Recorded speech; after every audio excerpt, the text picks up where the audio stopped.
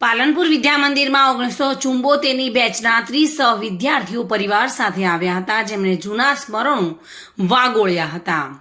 જગાણા ખાતે પોતાના ફાર્મ હાઉસમાં ક્લાસમેટ અને એક જ બેચના 30 વિદ્યાર્થીઓ પોતાની પત્ની સાથે આવ્યા હતા અને આ તમામ ભેગા થઈને જૂના સંસ્મરણો વાગોળ્યા હતા. મહત્વની બાબત એ છે કે તમામ સાધ્યો અત્યારે પણ નિર્વ્યસની છે અને એક પણ વ્યક્તિને વ્યસન નથી. એ મોટી બાબત છે. અત્યારે હીરા ઉદ્યોગ અને અન્ય ઉદ્યોગમાં પોતાની કારકિર્દી બનાવી છે, જ્યારે 15 જેટલા સહઅધ્યાયો હતા તેઓને સરકારી નોકરી પસંદ કરી હતી અને નિવૃત્ત થઈ અને જીવન 50 વર્ષ બાદ આ તમામ સહઅધ્યાયો મળ્યા હતા, જેમને જૂના સ્મરણો વાગોળ્યા હતા અને ખૂબ જ રોમાંચક અને ખુશી અનુભવી હતી.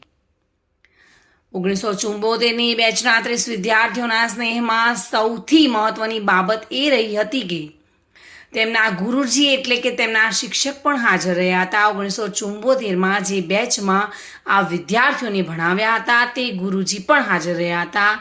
મોગજીભાઈ દેસાઈ નામના શિક્ષક કે જે તેમને અભ્યાસ કરાવ્યો હતો તેઓ પણ સામેલ થયા હતા અને તેઓએ પણ આ પોતાના જૂના 50 વર્ષ જૂના વિદ્યાર્થીઓને જોઈ અને રોમાંસ થયો હતો અને પોતાની ખુશી વ્યક્ત કરી હતી.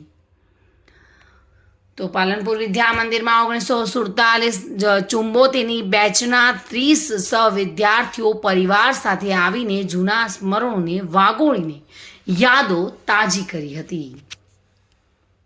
પાલનપુરથી bureau report, today Gujarati news.